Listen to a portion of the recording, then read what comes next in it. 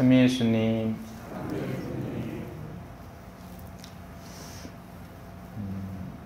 오늘 이 독서에는 베드로의 깨달음이 나옵니다. 그리고 차별이라는 단어가 나오죠. 하느님께서는 사람을 차별하지 않으십니다. 그리고 우리도 그냥 겉으로는 차별하면 왠지 나쁘게 들리는 것 같습니다. 거부해야 되고 안 되는 일처럼 느껴집니다. 그런데 사실상 우리는 차별을 좋아합니다. 우리는 차별 대우 받기를 원합니다. 행정복지센터, 동사무소에 가서 내가 아는 친구 아들이 거기 있으면 일로 와봐라, 일로 와봐라 이래야 합니다. 정상으로 가서 자기 순서를 정상대로 기다려서 정상적인 합당한 절차를 밟기보다 나를 잘 봐주기를, 빨리 처리해 주기를 바랍니다. 우리가 돈을 열심히 벌려는 이유도 그냥 단순한 먹고 살기 위한 생존이라는 범주를 벗어나서 더 많은 것을 소유하고 지닐 때 남들과 다른 삶을 살 수 있기에 우리는 그 차별을 은근히 내적으로 즐기는 겁니다. 우리가 특정한 재주를 갖고 있을 때에도 그 재주를 통해서 남들보다 뛰어남을 인정받고 싶어서 그렇게 하지, 내가 가진 재주로 남들을 돕고 보살피려고 하는 사람을 찾는 건 굉장히 드문 일입니다. 좋은 학교를 나와서 좋은 스펙을 쌓는 것도 차별화된 나 자신을 갖기 위해서입니다. 결국 하나님께서는 사람을 차별하지 않으시지만 우리의 인간적 본성 속에는 차별을 너무나 사랑하는 겁니다.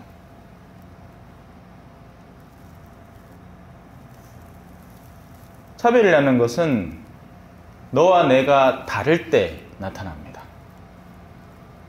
우리는 흔히 내 가족이라고 하죠. 그래서 내 가족 속에서는 사실은 차별이 없습니다.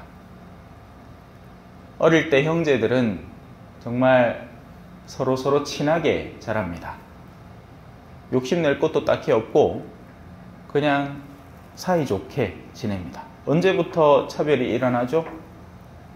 돈이라는 개념이 들어가고 등급이라는 개념이 들어가면서 차별이 시작됩니다. 처음부터 그랬던 게 아닙니다. 학습되고 습득된 겁니다. 그래서 명절 때 모이면 자식 자랑을 하죠. 야는 어느 직장에 들어갔느니, 연봉이 얼마라느니, 또 은근슬쩍 아이고 내 가기 싫다 하는데도 그래 또 유럽 여행을 보내주네, 아이고 괜찮다 하는데도 굳이 크루즈 성지 순례를 보내주네, 약간 얘기를 하면서 은근히 즐깁니다. 너희는 이런 거 못하지롱. 그러다 보면 형제간에 차별이, 너와 내가 다르다는 등급의 차이가 생겨버리는 겁니다. 가족이 아닌 거죠.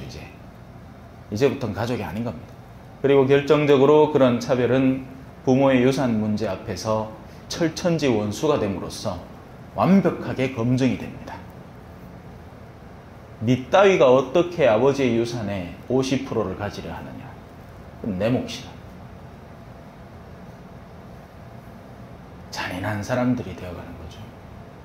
하느님의 뜻과는 완전히 상관없는 극도의 백척점에 이른 사람들이 되는 겁니다. 거듭 이야기합니다. 나는 이제 참으로 깨달았습니다. 하느님께서는 사람을 차별하지 않으십니다. 자, 그러면 하느님은 누구를 사랑하시는가? 이어 나옵니다. 어떤 민족에서건 얼굴이 검건 희건 나이가 많건 적건, 또 이 동네의 특징 가운데 하나죠. 나이가 곧 등급의 상급이 됩니다. 형님, 동생. 외국에는 사실 나이 많은 할아버지하고 젊은 청년하고 친구가 됩니다. 어떤 때는 나이 많은 분이 젊은 청년의 말에 귀를 기울이면서 아, 그래, 자네 말이 맞네. 합리적인 토론을 하고 서로가 서로에게서 배웁니다. 한국에 그게 될까요? 절대 안 됩니다. 단적인 증거가 뭐죠?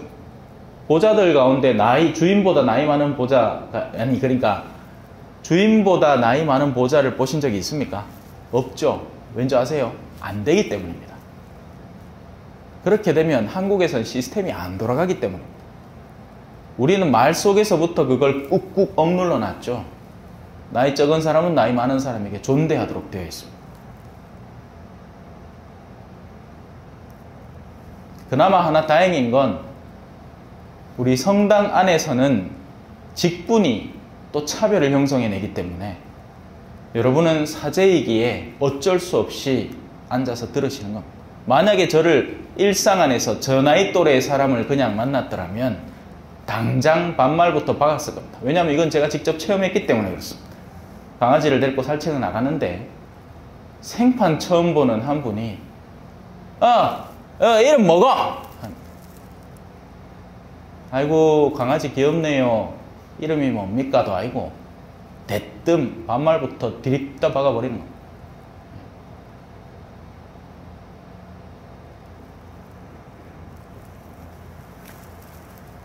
첫 번째 하느님의 마음에 드는 사람은 경외하는 사람입니다. 이 경외라는 것은 성령의 여러 가지 선물 가운데 하나로도 주어지는 것인데요. 두려움이라는 단어로도 치환됩니다. 공포가 아닙니다. 여러분, 공포는요, 가지지 말아야 할 대상에 겁을 내는 것을 공포라고 합니다. 마치 캄캄한 밤에 개소리가 들려와요. 하면 깜짝 놀랍니다. 왜? 안 보이니까. 근데 갑자기 차량이 헤드라이트가 쓱 지나가면서 그 대상을 쓱 비추는데 걔가 요만해. 그러면 그 순간에 어때요? 지금까지 가졌던 공포가 사라져버리죠. 아, 겁낼 대상이 아니구나 하는 걸 뒤늦게 알게 됩니다. 그걸 공포라고 하고요. 참된 두려움은 우리의 육체를 죽음에 넣을 수 있음과 더불어서 영혼도 처분할 수 있는 분에게 합당하게 갖는 우리의 거룩한 마음을 의미합니다. 그걸 경외라고 하는 거죠. 현대 신앙인들 가운데는 이 경외가 사라진 사람들이 너무나 많습니다. 속된 말로 겁대가리가 없는 겁니다. 하느님을 더 이상 두려워하지 않습니다.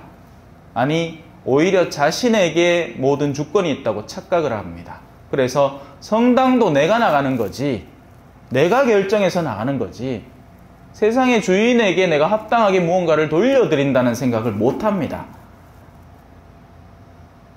그래서 뭔가 조금만 기분 나쁜 일이 있어도 자기가 결정해서 성당을 안 나오게 되는 거죠. 너무나 당연한 귀결입니다, 이건. 뭐 훗날엔 자기 스스로 자기 삶에 대해서 책임을 져야 되겠죠. 두려워해야 할 분을 두려워하지 않고, 그럼 뭘 두려워하겠습니까? 이런 것들을 두려워합니다. 사람들 사이에서 평판이 좀 떨어지는 거. 그건 억시 겁을 냅니다. 내가 욕먹을까 봐. 왜? 그 사람들은 직접 눈에 보이거든요. 그리고 그 욕을 먹는 게 귀에 직접 들어오니까 그걸 엄청 겁냅니다. 그래서 이런 사람들은 올바른 길을 제대로 걷지도 못합니다. 왜?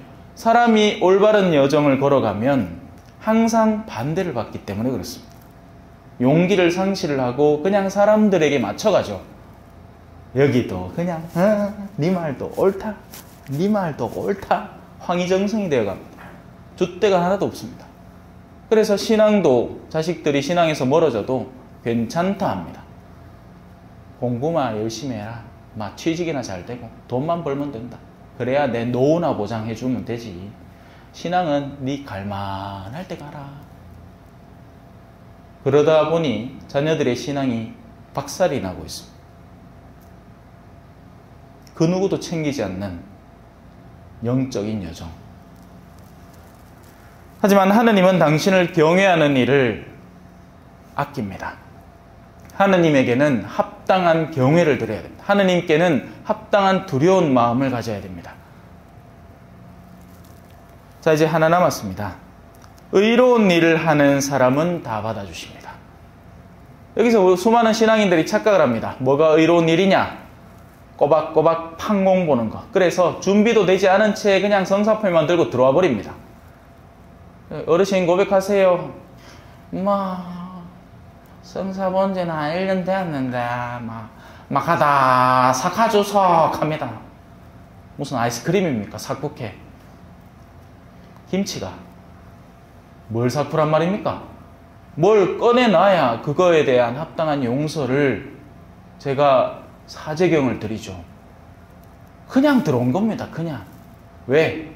판공 봐야 의로울 거라고 생각을 하니까요. 아니요. 그런 판공은 오히려 자신에게 누가 됩니다. 거룩한 수단을 함부로 쓰고 있기 때문에 그렇죠. 성체를 모시는 것도 마찬가지입니다. 그리스도에 대한 참된 믿음 없이 그냥 주의 미사만 안 빠지면 뭐라도 되겠거니 생각을 하는 겁니다. 성경 자체에 나오죠. 날더러 주님 주님 한다고 해서 하늘나라에 들어가는 게 아니다. 내 말을 듣고 실행하는 일 해야지 들어간다.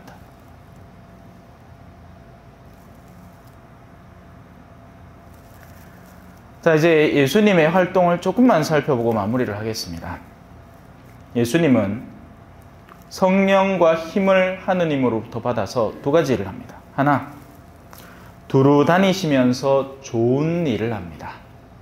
아까 의로운 일, 좋은 일, 다르지 않은 똑같은 말입니다. 좋은 일이라는 것은 사람들 눈에 좋게 보이는 일이 아닙니다. 정치가들이 흔히 그런 일들, 기업가들이 그런 일들을 하죠. 왜? 선한 기업이라는 칭찬을 받으면 상품이 더 잘 팔리니까 상품을 더 잘 팔 목적으로 선한 신용을 하는 겁니다. 흔히 다단계 하는 사람들도 이런 짓들을 잘합니다. 이 사람 선한 사람이 아닙니다.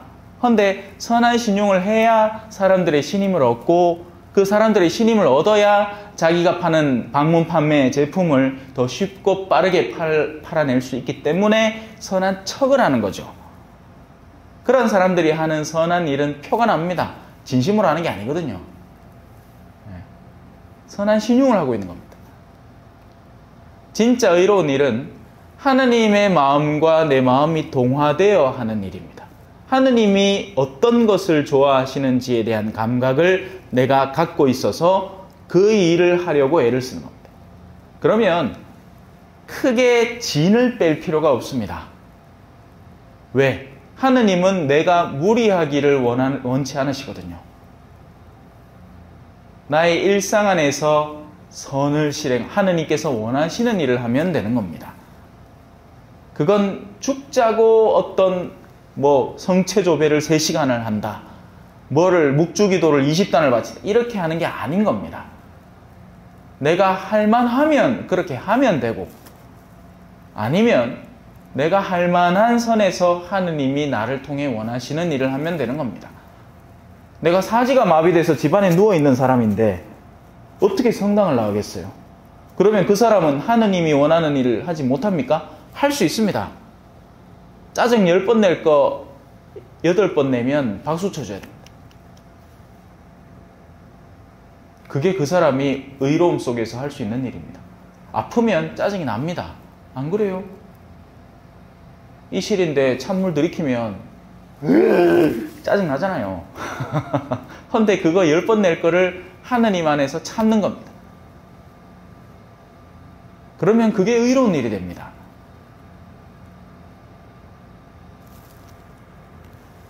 어떤 자매 중에는 그런 사람도 있죠. 집에서 이제 의로운 일 한답시고 묵주 붙잡고 앉아가 기도를 합니다. 근데 옆에 남편이 여보 이제 이거 없나 저거 어디다 놔뒀노? 내 기도하는 거 아니야! 지 기도한다고 못돼 빠져가지고. 그게 의로운 기도입니까? 아니죠. 못된 일입니다. 기도가 아닙니다. 그렇게 하는 건. 그 사람의 필요를 잠깐 살피고, 그래, 뭐 찾아요? 그거 놔뒀잖아요. 찾았어요. 그러고 다시 하면 됩니다. 자, 이제 마지막입니다. 악마에게 짓눌리는 이들이 있습니다. 현대사회는 수많은 것들을 심리라는 이름으로 다 바꿔버렸습니다. 그러면 어떻게 되느냐? 심리가 지향하는 바는 뭐냐? 네 탓이 아니라는 겁니다. 다 심리 탓이라는 거죠. 다 부모의 탓이고, 부모가 이렇게 해서 네가 이렇게 나온 거다. 네가 지금 남편한테 짜증을 내는 건 네가 못돼서가 아니라 네 안에 있는 심리적 작용이 남편의 심리와 부딪혀서 그렇게 되는 거다. 이렇게 막 설명을 해서 마치 우리는 아무 탓이 없는 것처럼 만들어 주려고 하는 겁니다. 아닙니다. 더러운 영의 활동이 있습니다. 그리고 그 더러운 영의 활동은 우리의 내면의 영과 작용해서 우리가 거기에 동의할 때, 유혹에 빠질 때 죄를 짓고 악을 형성해내는 겁니다. 그래서 악마에게 짓눌리는 이들이 있습니다. 우리 인간이 악마를 이겨낼 수 있느냐? 못 이깁니다. 우리보다 몇천 배는 똑똑하기 때문에 그렇습니다. 순수 영적으로 창조된 존재이고 원래는 천사들이었기 때문에 우리는 그들을 이겨내지 못합니다. 주님의 거룩한 힘이 우리를 감싸고 있을 때 우리가 보호받고 이겨낼 수 있는 겁니다. 그래서 미사를 나오는 겁니다. 나의 힘만으로는 이 추악한 세상, 온갖 유혹이 난무하는 세상, 우리를 유혹에 빠뜨리고 악에 몰아넣는 세상을 이겨낼 수가 없으니 하느님의 은총 속에서 힘을 얻어 이겨내기 위해서입니다. 그래요. 오늘 주님 세례 축일입니다. 우리의 세례를 다시 한번 검토하면서 과연 나는 무엇 때문에 세례를 받았고 나는 그 세례를 어떻게 살아가고 있는지 한번 검토해 보았으면 좋겠습니다. 잠시 묵상하시겠습니다.